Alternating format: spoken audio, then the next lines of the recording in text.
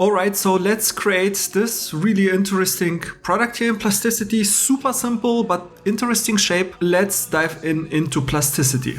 And if you want to improve your 3D skills even more, I have a series of high quality plasticity courses for beginners and intermediate users. And these step-by-step courses cover everything you need to know about surface modeling, product design, and the most effective and efficient techniques. You will quickly build confidence and save time with the clear, structured learning path. So you can find all of my courses in the first link in the description box. And now let's dive into our today's tutorial.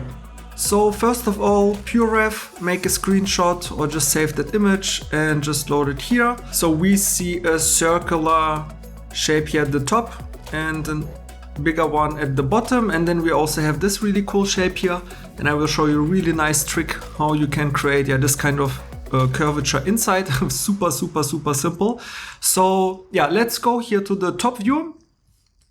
And first create a center circle, just snap to the middle and drag that out, but snap to the X or to the Y axis, because you will need it in a second. So just snap it, and with G move command, you can just bring it somewhere here. And now we just want to mirror it over, so Alt X and just click here so you have it on the other side. Now we have to connect those guys, so we just go here to the corner rectangle.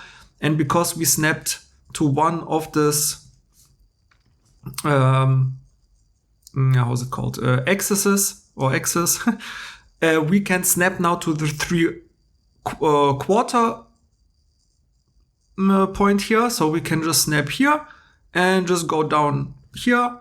And now if we trim it, so here the scissors T shortcut, now we can just trim those guys here, right click, and you see everything is perfectly aligned, but those points are purple, so it's not connected. So press 2, edge mode, select them all and press J to join them. And if you press 1 again, now it's green. So just make sure that it's green and everything is connected. Perfect. So let's first create here our big shape. Super simple. Press 2, select the curve, press Shift D. Again, if you need a shortcut PDF with all of the shortcuts, just check out in the link in the description. I will send it to you, where you have all of the shortcuts of Plasticity. So curve was selected, Shift D for duplicate, and I did a mistake, so just press Escape. Sorry, can happen. So select first the curve, and what we first want to do is press O for offset.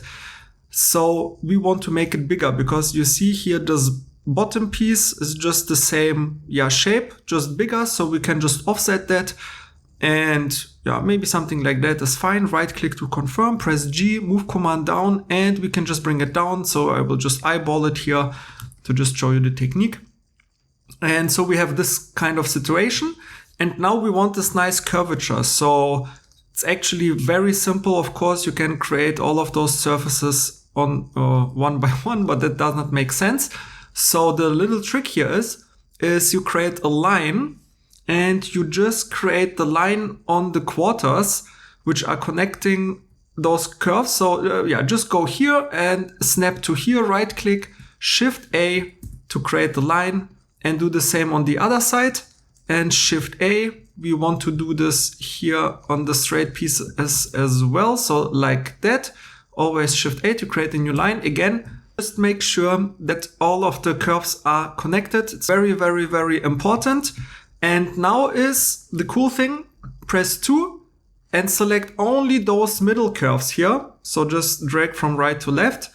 And now we want to subdivide them or add one additional point or raise degree or whatever, how you want to call it. And that's the shortcut Shift S. And now you see we get those extra points. And now we want to go to the side view or front view, whatever. And we press G, move while those points are selected, and we just bring them down. And you see we are already creating this kind of shape. And of course you can play a little bit around. Also what you can do is that you press S and S again. So you can even bring them a little bit more to the inside. So you get more of this curve. So just play a little bit around and see what you get. And now press OK. And now we can just loft everything in a loop. So let me hide those guy.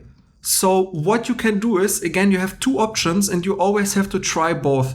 So you can select this shift. So just go in a circle and press L for loft. And you see it's not connected. So you have to press loop, activate, and then voila. And now you can just add those guiding lines with shift click. And you have something like that. But the problem is, so for most of you, this is fine. So if you press OK, and if you go now to one of those zebra modes, you see that those zebras are, yeah, it's fine. But maybe we can get a little bit of a better result because you see it's just not super clean. So let's go back to this view and Control Z. And let's loft it the other way around. So first we select this and loft it. And now with shift click, we just add all of those guiding curves here. So now we have this situation, okay, and again zebra, and we have something like that.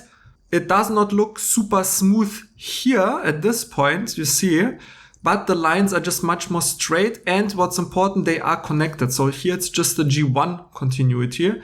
So without going too deep into that, this is what I teach like in my surface modeling courses. But we have here a nice, smooth continuity. And especially if you make here rough material later in render, this will be fine. Yeah, cool, perfect. So now let's create this thing here at the top, which is really cool, I think. So let's edge mode, just hide those curves below and select this curve. And this time I don't want to offset because then you see it's always the same distance. But here you see here it's shorter and here it's longer. What we have to do is to duplicate it. So Shift D again and S for scale and S again for scale uniform. And you see we will just scale that down. And we have the same situation. Right click. So now we want to close this distance. So just both of those curves are selected and now just loft them. And this way we close it. Right click, and now let's hide our curves and go to object mode and select both of those sheets and press J to join them. And let's create quickly a fillet. Edge mode, select that edge, give it a nice little fillet here.